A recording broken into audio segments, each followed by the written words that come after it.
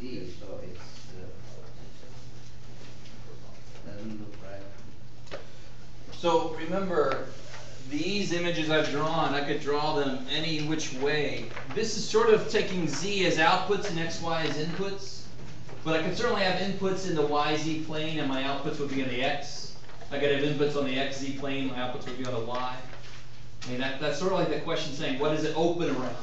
So I could have a paraboloid opening around there, or I could have one opening around the Y-axis, right? So not a big deal, I just kind of change the position of the X and the Z, or the Y and the Z. True? So we know from algebra, we know we're used to this, but it's not really that different from this. And we see that with hyperbolas. Which axis do they sit on? Same idea. So I don't know how deep you want to get into this question, because really, think about what that is. In the XZ plane, you guys see that figure 1212? What's it look like in the XZ plane? Sine wave. It's a sine wave. So, in fact, I think they do give us the, do they? Yeah, X equals sine of Z. Oh yeah, there you go. So of course, which variable is missing? Y. So what happens is in the Y direction, you just have copies of this. It's a lot like X equal to 3. And then when you introduce a Y, you just make copies of it up and down. And that's why the X equals 3 is a vertical line. Yeah? You have reversed the order. It's Z is equal to sine X. No, it's X equals sine Z. It's X equals sine Z, yeah. It's example X minus sine H over 0. example 7 part B. Oh, it's part B. Professor, Yep. does that mean that it sits on the y-axis? Yeah. Z minus sine x equals 0. So he had like Z equal minus s, or sine x equals 0. So he's Yeah, you can't switch the X and the Z. Oh, do you have the international edition by any chance? I don't know, maybe wrong edition. Because I love the international edition because sometimes it'll have different numbers, different order of homework, different examples. It's awesome. It's a good way to save some money, but at the same time it's annoying. But this is the way it is in my book. It might be different. I don't know, does it say Z equals X sine X? the Z minus sine x equals 0. Oh, you do have to look at it. And the equation Z equals to minus yeah. X, and instead of taking the X as a domain, it's taking the X as a plane. Gotcha. So they changed the equation but didn't change the picture. Just just block out their equation and put the right one in. And that'll be fine. Any other questions from homework or? Does that mean that that graph sits on the y-axis? So how do you mean? I don't know. I was curious, when you don't have a y variable, that means that it never intersects. When you have a sinusoidal function, right? I guess I'm just trying to picture how it works. Well, it could intersect. So sine Z it would look like this here, right? Actually, I've got it kind of reversed. Let me do it like this, just to kind of break all rules. So all you do is you just repeat that in the y direction, right? So it will intersect the y-axis everywhere because of the fact that it intersects the origin here. Yeah. You guys with me? So officially, remember, parallel is defined to be either not touching it or always touching it for us, in a way, right? Because two vectors can be parallel even if they're the same vector, scalar multiples of each other. So here, sure enough, it hits here. So if I keep repeating this image along the y-axis, it's going to be on the y-axis forever. And I think they try to make that. No, not really. They don't do a good job of making that point. But you see that sheet? It's always intersecting the y-axis.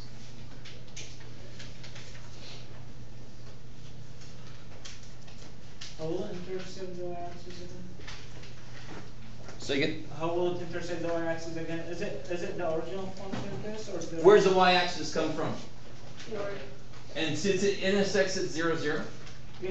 so then that means I just keep repeating this out forever on the y-axis. It's going to At hit the 0, y-axis 0. everywhere. Yes, everywhere. This whole sheet, this whole thing just gets repeated forever in both directions. You with me? And that's how you make a plane. You start with a line and just repeat it in both directions, given some direction.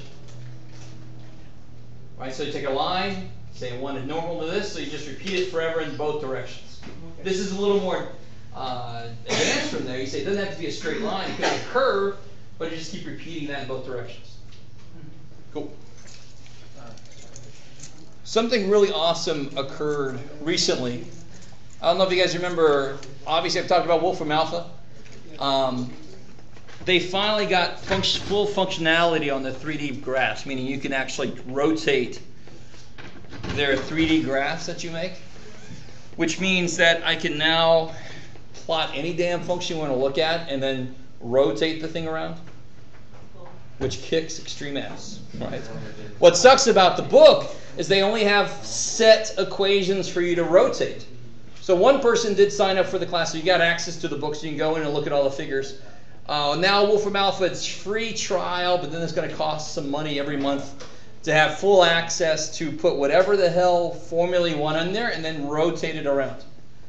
And that is damn cool. That is an ability you desperately want in multivariable calculus. Yeah. Did you have a question? Yeah. Can you do 24?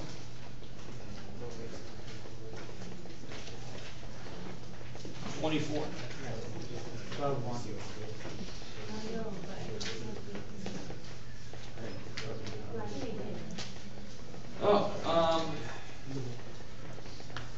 How do you show that two planes are parallel? That's the question, right? If their normal vectors are scalar multiples of each other, how do you show that they are orthogonal? Dot product of their normals are 0, right? And to be identical, they actually have to be, the equations have to be scalar multiples of each other. Yeah, my question is, if we have two planes that are orthogonal to one plane, they should be parallel, right? And then their normal vector should be scalar multiple. True. Yeah. But in this case, we have like S is orthogonal to Q. This is number 24, 12, 1. Real quick, let's write down, just so I have it to reference, the normal vectors for each one. Q is what now? 1, 1, negative 1? R is 1, 0, 1. S is 1, negative 1, 0. And T is 1, 1, 1. Cool. Okay. Is that all right? 12.1 or 2? 12, 1. 12, 1. R is 0, 1. R is 0, 1, 1. R. Oh, R is 0, 1, 1. Okay. That's fine. Good. All right, so if you take all the dot products you can, or you could kind of tell really quickly what's going to work here. Obviously, these two dot products will be 0. So S and T seem to be, if that comes out, yeah, they're orthogonal. Anything else come out to be 0? Q and R? Q and Yep, Q and S. Good. Yeah. Now, So now, here's his question. Here's your question. R is perpendicular to Q, orthogonal to Q. S is orthogonal to Q. So what do you think should be true about R and S? parallel. They should be parallel. And look at R and S. What's true? they are not scalar multiple. Negative 1. Are they scalar multiples of each other? So what mistake are we making by They're going assuming? opposite directions. They're going opposite directions. How do you mean? So this one is 0 and 1. Yeah. And this one is 1, negative 1, 0. So Oh, beyond just opposite yeah. directions, they're actually pointing in totally different, Yeah. not just along the same line. So then, if two lines are each perpendicular to a third, those lines must be parallel. can we extend that idea to planes? This seems to be a counterexample to that, doesn't it? Are we cool with Q and R are definitely orthogonal? Yeah. Q and S are definitely orthogonal. But R and S exist. But R and S are not parallel. Cool. So that's a really good example of you can't extend every idea to the next level up. So it's not true that if two planes are. How do we know it's not true? Because of Counterexample. Good. So I have two planes that are each orthogonal to a third, but those two planes are not parallel to each other. But it's hard to imagine that. How does that happen? I mean, Because Q exists in 3 planes and R and S exists in 2. Well, it's kind of independent of the coordinate system you set up. But if you want to look at it, we've got a coordinate system set up for us, right? R sits on the YZ plane. S sits on the XY plane. So they automatically have to intersect. You with me on that? In fact, what is their dot product is just -1. And then Q comes in. Q is at an angle to both, right? Now, it's really not the easiest thing. With lines, it's easy. With planes, it gets a little more confusing. But that's true for Q and T though. Q and T are parallel. Are Q and T parallel? No. Their normal vectors are not scalar multiples of each other. In fact, is anybody up here parallel? No. Which is surprising. But that's what they gave us here. Cool. Yeah. So you get 1 and negative 1, and then the x is 0, so 1 plus negative 1 is 0. True. Okay, good. Yeah. So we got a plane here, a plane there, and a plane there. But what we need, so we have 2 planes that are each orthogonal to a third.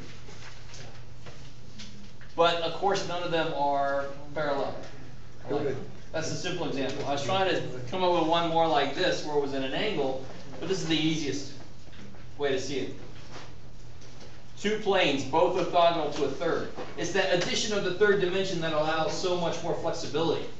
When I have 2 dimensions, then obviously this implies that these 2 are parallel. Now watch this. This is what I was trying to think of. I knew there was an easy example. The minute I add a third dimension, that breaks down also. The minute I add a third dimension, I can have this one orthogonal and this one orthogonal, right? But are these 2 parallel? no. No. So now extend that. It doesn't directly extend to planes, but that should be kind of motivation as to why planes break down also with that. You add that extra dimension and things have more places they can go. Saying is you got 2 planes and they do this to one of them? Well, this is the perfect example. I mean, this is what gets people freaked out about cross product. I mean, if I have 2 planes, in fact, I mean, just coordinate system, the x, y plane and the x, z plane are both orthogonal to the yz plane, right? Everything's orthogonal, but none of those are parallel to each other. You have a plane that's orthogonal to 2 other planes. Those 2 planes are not parallel to each other. That's the best example. Yeah. This one's harder to tell because you got one at an angle, so it's not a quick visual. But take them all down to their easiest example. Cool. Any other questions from 12.1? Okay.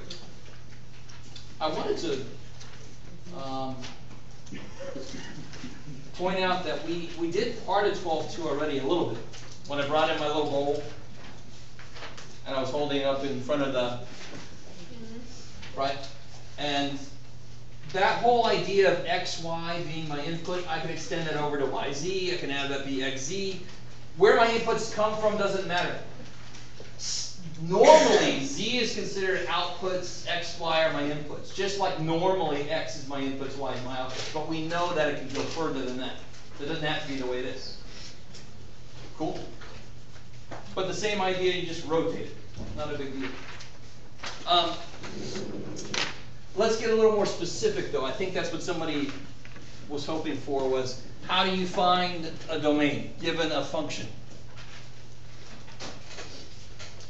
So for example, one of the more interesting functions is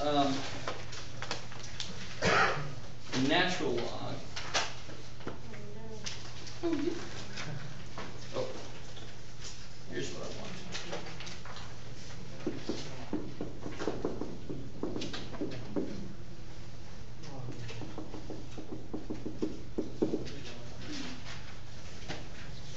I want you to realize that the steps in finding a domain have not changed a damn bit. So, you got to remember, how the hell do I find a domain of, for example, a natural log function? You start with its restriction, right? If I had a rational expression, you would say the bottom can't equal 0, and then you'd solve.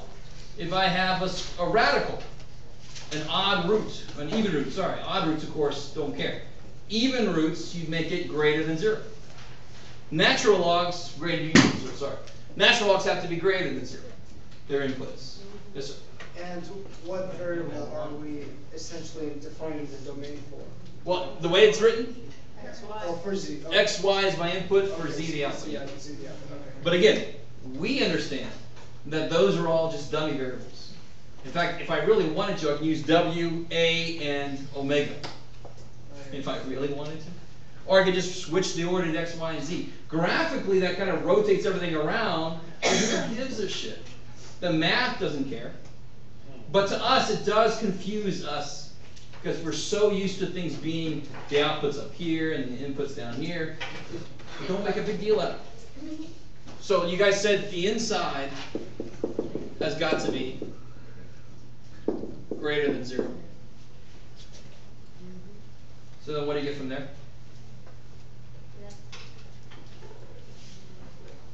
Now here's the cool thing. You're trying to solve for an expression in x and y. You're not trying to solve for x or y independently, are you? Because your inputs are known to be areas in the xy plane. So you're trying to figure out what shape, where is this area in the xy plane I'm talking about. So you bring them both over. Is that cool? And of course, how would you define that? How would you tell somebody what that is? Outside the circle. Careful. Inside the circle. Inside the circle of radius 2, centered at the origin, 11. Very simple, right? Does it include its what's called boundary points? I'm going to be throwing a few definitions in here. Right, so this is not inclusive of its boundary. Forgot the rule for its. One little example of why I don't teach English. Not inclusive of its boundary points. So there's some, there's a little terminology there. Yeah. So it's the area inside the cylinder of radius 2 going up. Inside the, careful. The inputs live in how many dimensions? 2. 2. It's not repeating of the z-axis. No. In fact, the output, what does this look like if I were to graph this? I don't know, shit. I do know a couple things. Does this goes negative, doesn't it? Right? Natural log can have negative outputs. So I know that this intersects the xy axis somewhere, but it's got to live above this circle or below it, really. It's got to live inside the cylinder that you're thinking about, but it doesn't tell me what the shape is. I'd have to plot a few points to see what, do some traces. This would not be a pretty one to try to do traces and all that kind of stuff. I would not want to do that. But I know that it's above or below this area in the xy axis, xy plane. I'm saying. So it can't go outside of there, right? You can't say that this point goes to this point over here, you know, at an angle. No, it's got to be up and down from your input point. And I think that's one thing that seems really simple, but it confuses people. When you have an input, you can only, of course, go up or down for the output. You can't go at an angle. You can't, you know, in 3D, I can do it. No. It's only up from the input point or down, of course. That doesn't change either. So this would be the interior points of the circle. X squared plus y squared equals 4.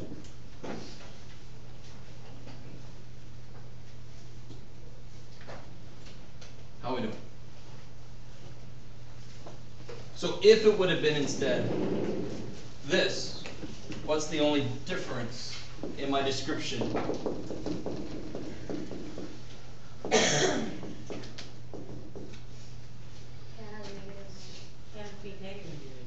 So instead of greater than 0, it can now be, so that would be, It would include its boundary. it would include its boundary points. So the boundary points would actually have outputs, right? Here the boundary points cannot have outputs. If x squared plus y squared equals 4, what do you get in here? 4 minus 4. Natural log of 0 is A mess. a mess. Negative infinity or undefined, whatever your favorite. Right? It's gross. It doesn't go there. With me? But here, if x squared plus y squared equals 4, I get square root of 0 is 0, it's happy. So this one would include boundary points. How do you write that? Set x, y, x squared plus y squared is less than 4.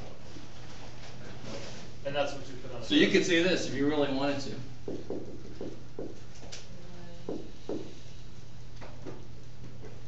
I don't really like simple notation, but and that's fine. All the points x, y such that x squared plus y squared is less than or equal to 4. Or you can show me a picture. You can draw me a little, here's x, here's y, 2, 2, 2, 2. Okay, that's the worst circle ever. Oh. And over here, what would be different for the graph? Dotted line. Dotted line, and thankfully it's a little better circle. Yeah. How do you change functions from that side to that? This is example 1, and this is example 2. Yeah. I want to show you an example of a function where it doesn't include and where it does include. I don't think it crosses the z-axis, the first equation. Oh, really? Yeah, it doesn't cross the axis. What about if y, for this point here,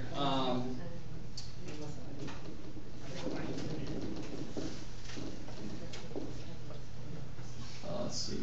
And that's the domain is. The range is all 0. Is that point in the domain for this equation? Yeah. Yes, it is. And what do you get when you plug it in? When you plug it in, you get 4 minus 3.9, which is 0.1. And what's the natural log of 0.1? It's a negative. Some negative number. So it's not going to be 0 or... Oh yeah, sure, I can make it 0. If I make x, if I make this x equals square root of 3, right? If ln of any function doesn't equal z, it's not going to cross the z. if xy equals square root of 3, 0, then in here I get 4 minus 3 is 1. Natural log of 1 is 0, and that's of course where, and that's just the analog, it's just the 3D analog of what a natural log does, which is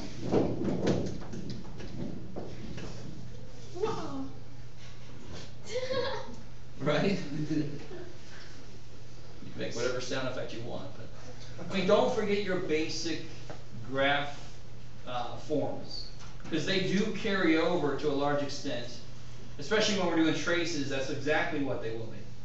Now this graph is going to have elements of this in it, right? Because the traces are going to be related to something like this, but it's going to be, you know, a bit more disgusting. And if I mean, basically, I can also go negative in here, right? So I mean, I can do that. How you guys doing? You all right? Yeah. And with the logarithm, the example 1, is it the area inside that dotted line? Oh yeah, yeah. Or is it just the dot? Yeah. Okay. Because of the less than. Yeah. Cool. All right. So how are we doing so far? I mean, this is the idea. We're extending our inputs from just an x-axis or whatever axis to a plane, because we have 3 dimensions now. A third dimension is going to be considered our output. Be up there, it could be down there. For that matter, my input could be here, and my output could be here, down there, go through, whatever. You guys semi with me here. All right, cool. Okay. Why can't it only be greater than or equal to 0 in the second case?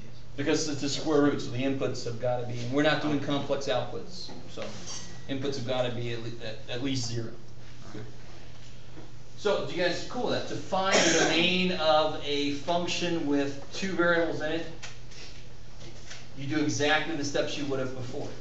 So, for example, if I had this here,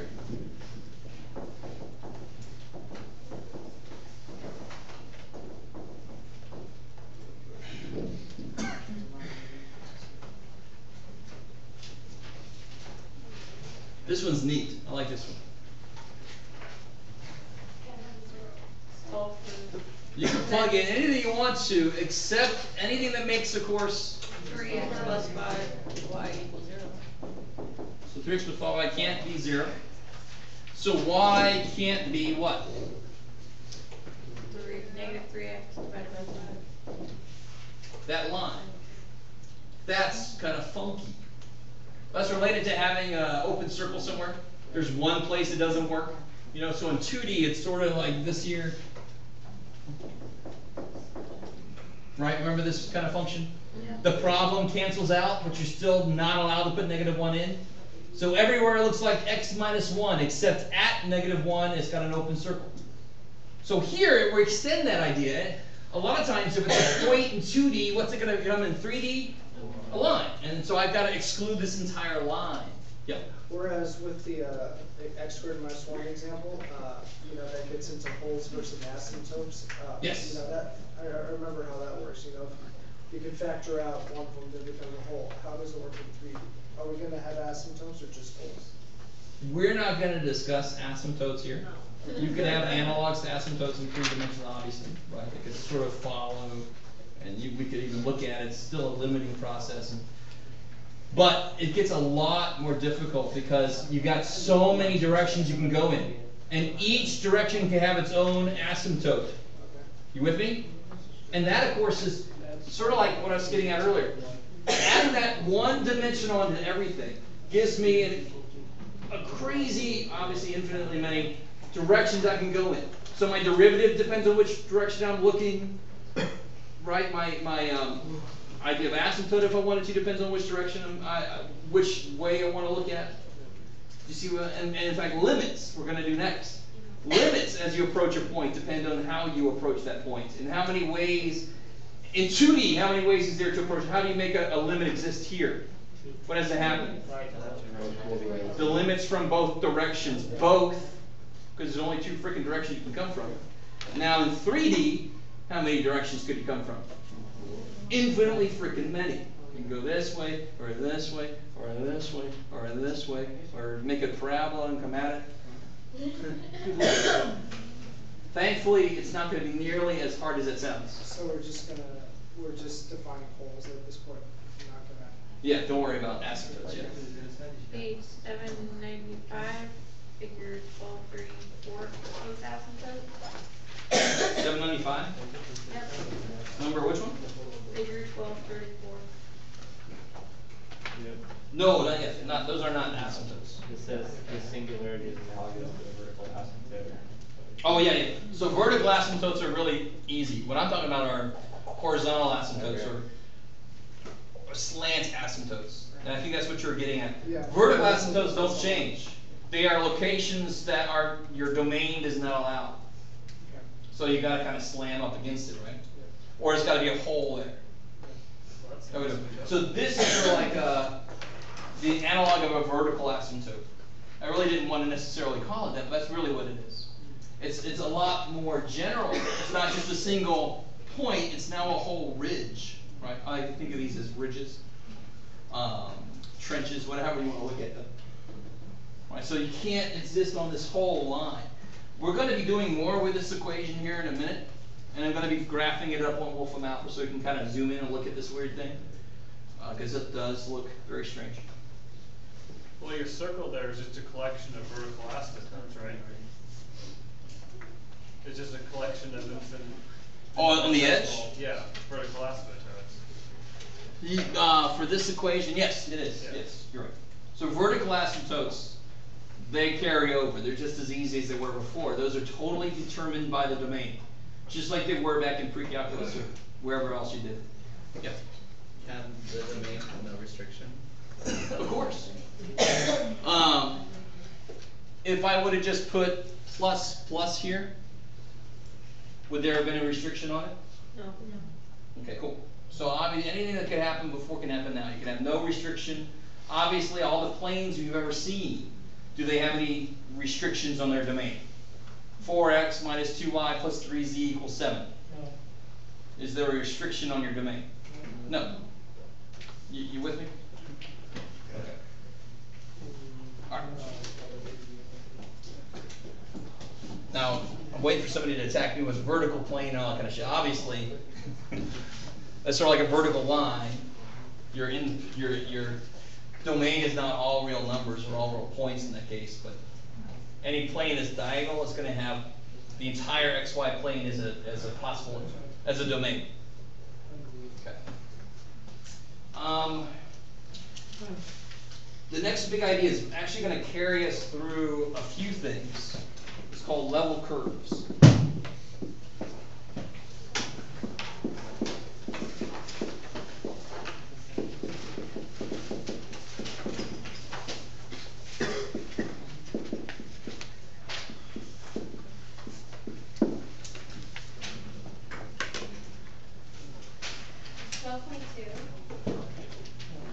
This is this is still 12.2.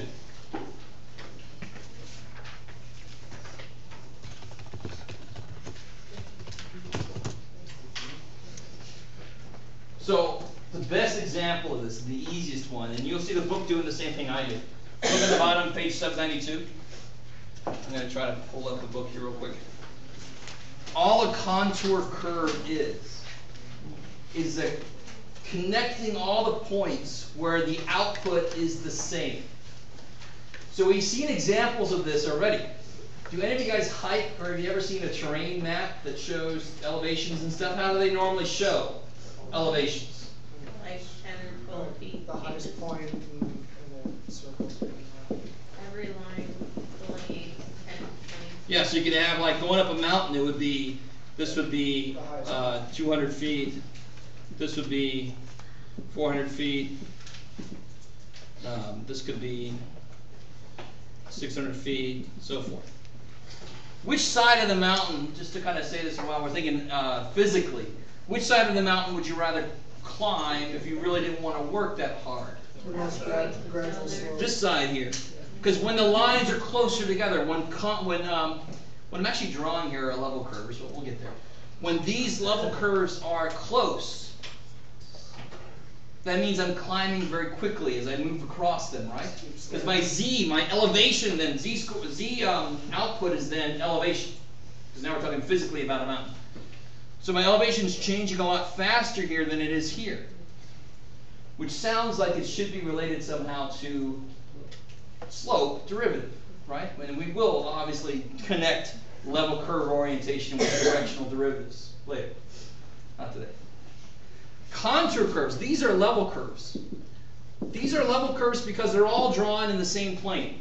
It's like I've taken the mountain and smushed it, but I kept a record of how high it managed to get with me. So I just smushed the whole thing and said, well, this was 600 feet before I smushed it. Contour curves doesn't smush anything. It leaves it where it is and draws directly on what it looks like. So here, the book does this too. You have your what I think of as a normal curve, but that's all right. And so here would be a contour curve. And here's another contour curve. So these are contour curves. Maybe this would be z equal to 3, and this is z equal to 6. And right there would be z equal to 7, maybe. So at z equal to 7, what is the contour curve? It is just a point. I like it. And after z equals 7, there's not an anything. Obviously. How are we doing so far? So contour curves, and this is sort of what I'm going to do to you on the test. I'm going to give you a graph that's already been made, and I'm going to want you to overlay on that graph the contour curves. Several contour curves, you with me? And some traces, so you can see instead of going the other way, which is difficult, laying down the chicken wire and then putting the stuff on top of it, what's easier if I give you a finished product, and then you show me how it kind of matches up with what the finished product is. That's a lot easier to do, right? You with me? Here, what would this look like as level curves? A bunch of circles inside of each other. Exactly. So I could have, let's say this is at the origin. I could have z equal to 7 is here, and this is z equal to 6, z equal to 3. So normally you want your z scale to be consistent. The weird thing about that, that's obviously a lot easier to draw because it's only 2D.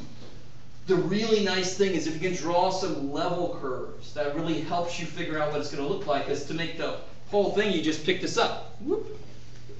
Right? Pick it up. So you can draw some level curves for yourself. It might help you actually get the final thing put together.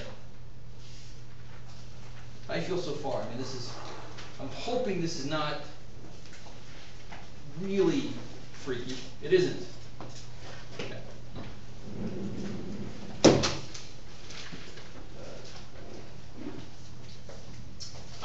So how do I find equations for level curves or contour curves?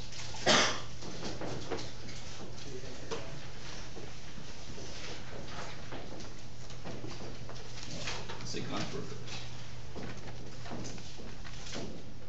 Define origin first. Not really. Or define an origin. So for example, if I had, let's just use what they have here. That z equals to You like it, yes. something 0 or 2 or 5 or 6. And then solve for all the possible answers.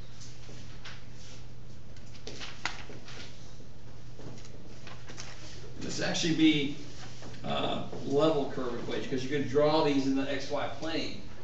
Because the idea is to get a specific level curve, you said z equal to some constant. So what would you get for z equal to 0? What's your level curve equation?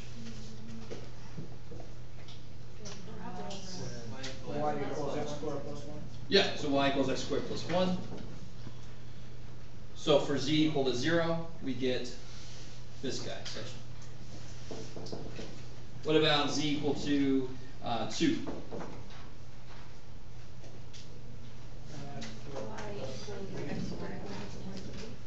So 2, you can add 1, be careful. So then z equals 2 is this guy. What about for z, incredibly enough, I'm going to now go negative 2. Y equals x squared minus 1.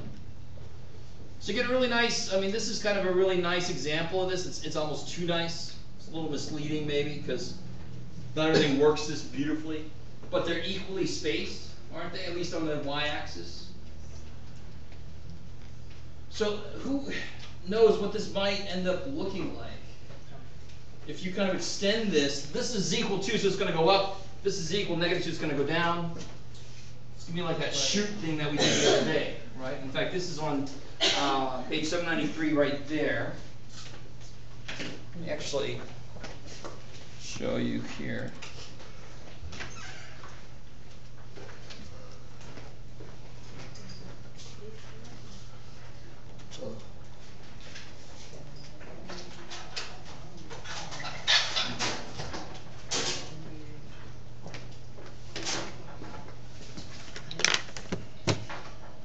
So just to let you know, if I am you and I am in this class, I am for sure going freaking Wolfram Alpha and signing up.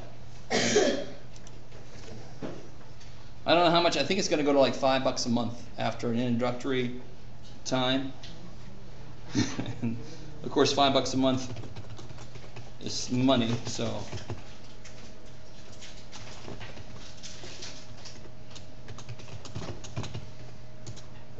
that's what I did.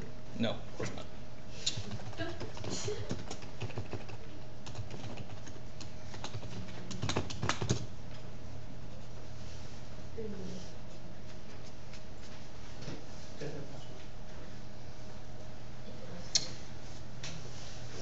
This is loading. That's exciting.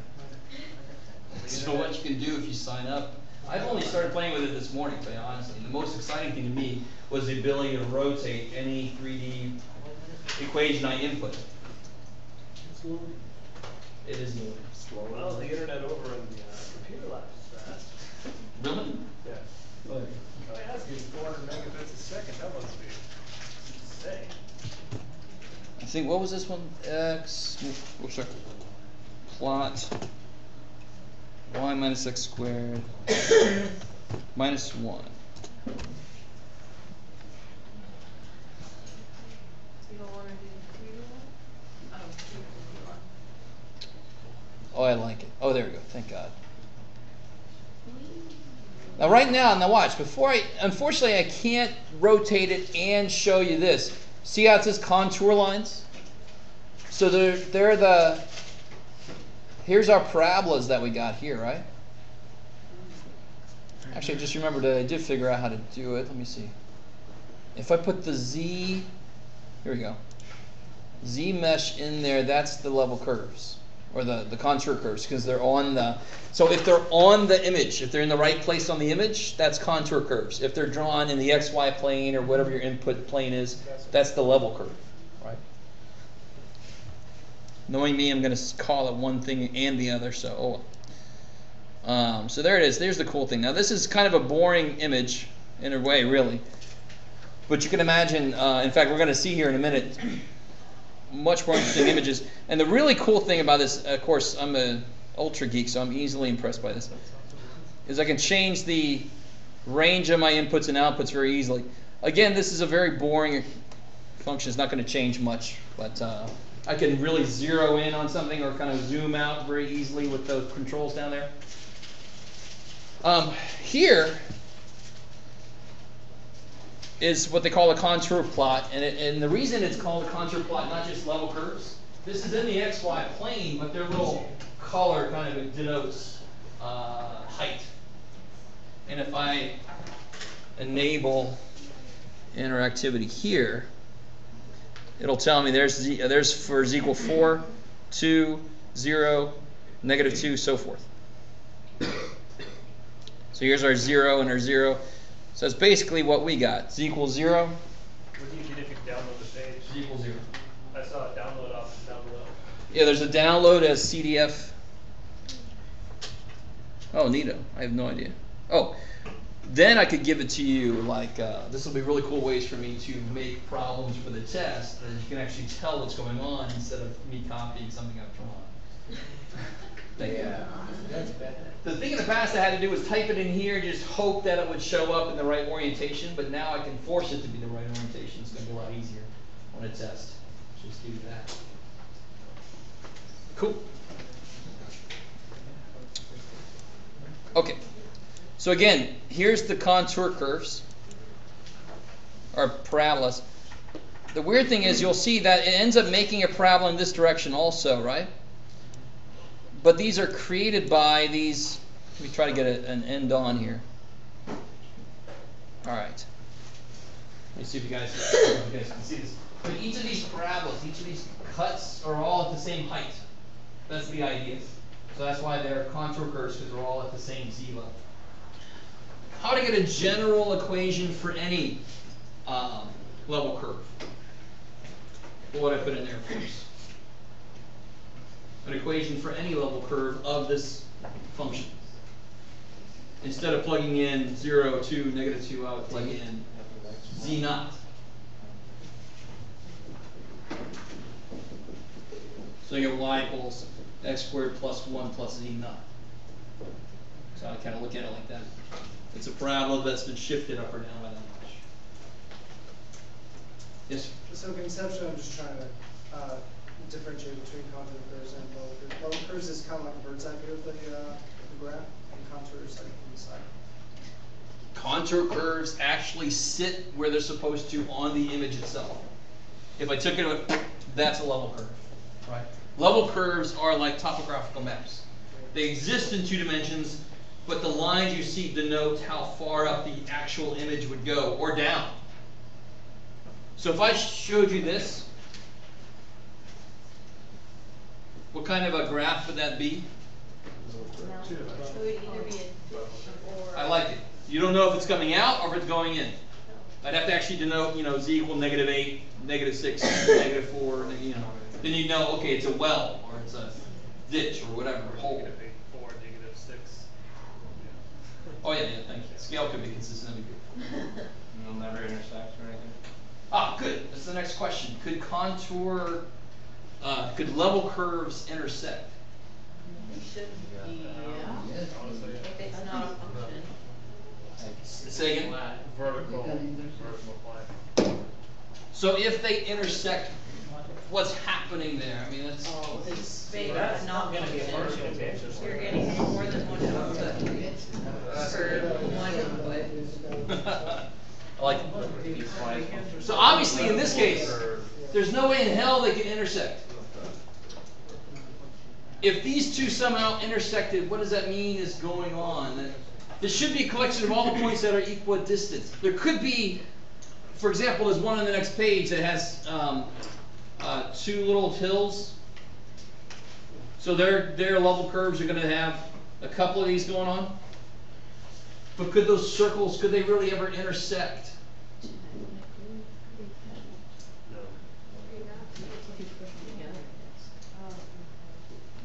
If you push them together, it becomes one. It's not 2 separate things that intersect, it becomes one thing. It wouldn't be a function. How do you mean? It wouldn't be a function. Because there would be one It'd point. Two z outputs. Exactly. There would be one point that has 2 z outputs. Actually, there would be the same z output. It'd be a cliff. Pretty much. Thinking about it on terrain, from your terrain, it'd be a vertical cliff. Well, you could either have a point that's undefined, well, that's where we're coming up to, right? And then that would be fine, because it doesn't really exist there. So, for example, look at this one we did earlier. Figure out what's the equation of the level curves.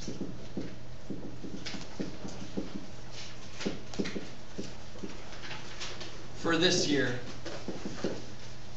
I think it was this, like this.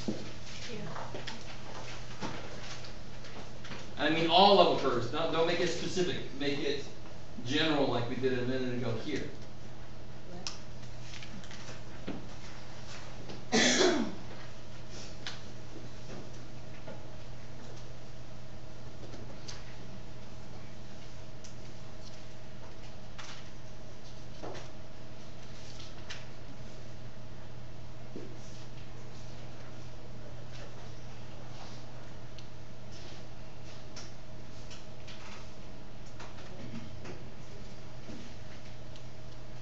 Y equals.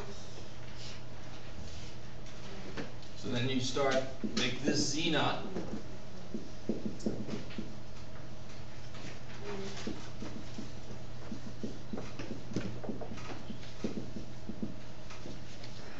And you try to solve for Y, right? So you get 5y Z naught equals 2x minus 3x Z naught. So you get Y equals x times 2 minus 3 Z naught over 5 Z naught. Whew.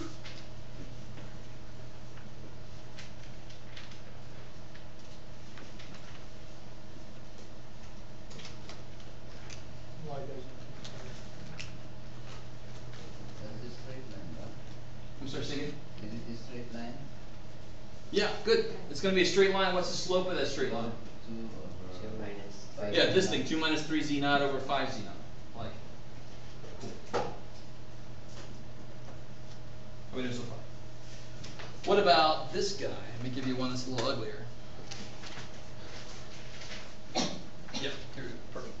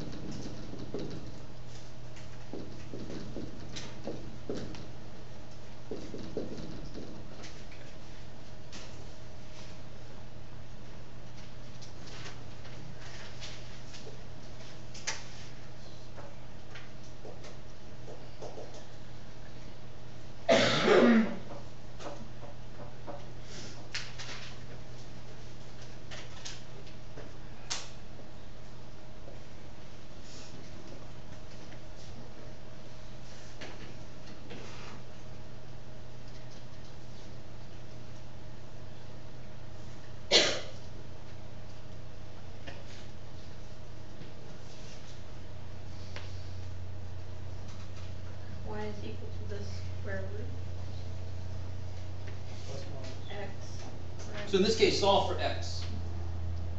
And again, we don't, normally we solve for y, but let's keep it as a function. In this case, it'll be x as a function of y.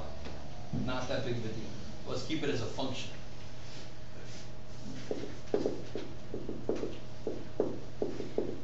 So you bring that up, and after some work, you get, let's see if I did my work right.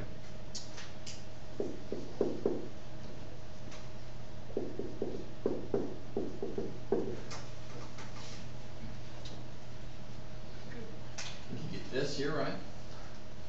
That's not difficult work to do. Mathematically, that's not difficult. Now, something I want you to notice about each of these, though. And again, what did we just get in each of these cases? What is true? What's the big deal with these equations? What's the big deal with these equations? What do they represent? Places where what is true? Restriction for the domain. Both of these equations represent places where you're at the same level, right? Z is a constant. They are level curve equations, so they're going to have the same output. The funky thing about both of these equations is, let's look at this one in particular. This is basically this. You guys with me? M is going to be this constant here. What do all of those parabolas go through? What point do they all go through? 0, 0. What did we just say earlier about level curves? Every single one of these goes through 0, 0. There's going to be skinny, fat, depending on our choice of Z naught, right? Obviously, Z naught can't be 2, but that's a little side issue. Make sure you guys at least try looking forward. I like that. You guys all kind of with me here? What we did here is we made the output a certain thing, Z naught. So then we recast it as x is a function of y. So all of my level curves look like parabolas here, right? Yeah. All my level curves look like parabolas. So to be on the same level, if I'm on this mountain, I'd have to walk around it in the shape of a parabola so I stay at the same height. So I'm not going up and I'm not going down, I'm staying at the same height. I have to walk around it like a parabola. But the problem is each of these level curves do what? Overlay. They intersect at the point 0, 0. What's weird? What's okay about the point 0, 0? Why is it okay that they all intersect there? What is it about the point 0, 0?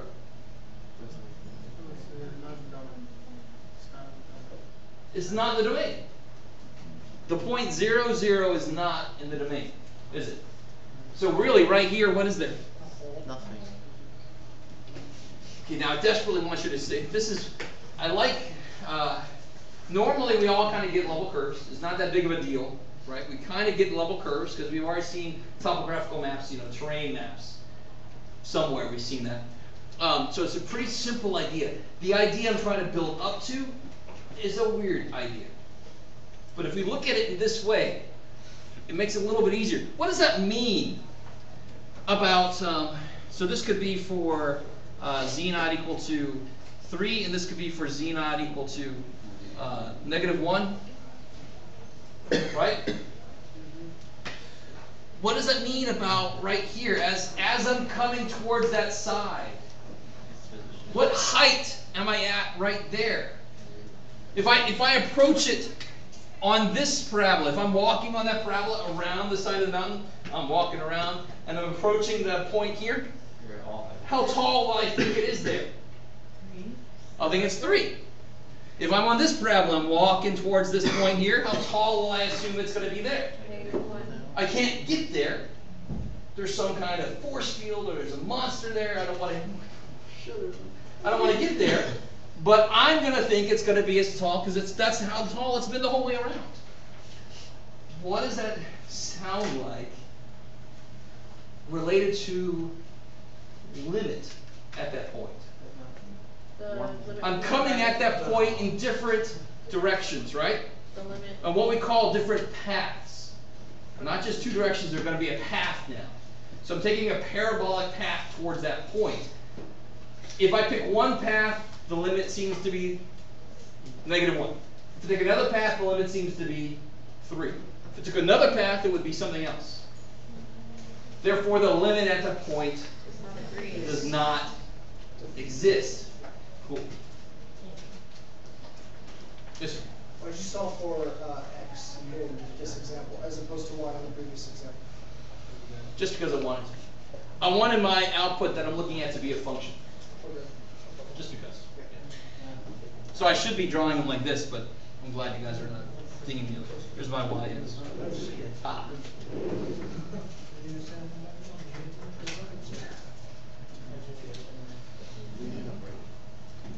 So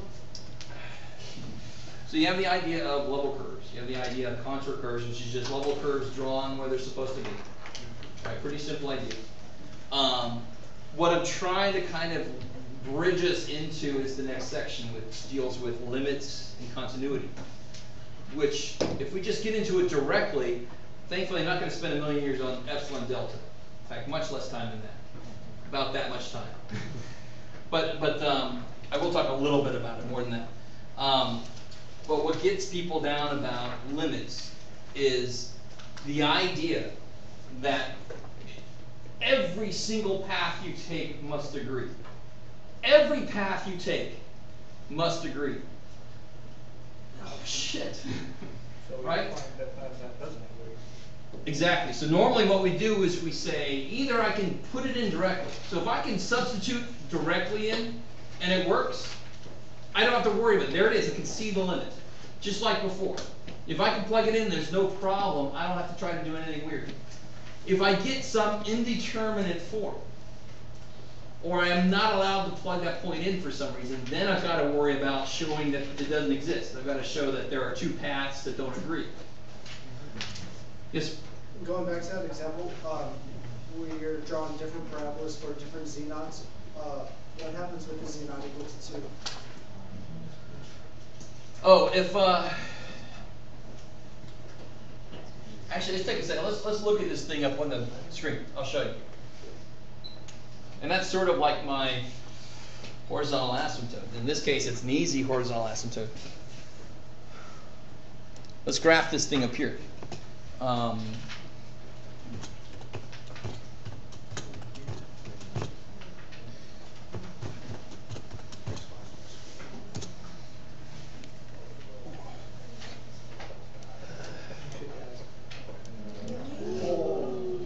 I appreciate that reaction. That you don't get that in a lot of rooms. I tell you, I'll throw this up on the board. I'm not going to get that reaction normally, but that's cool.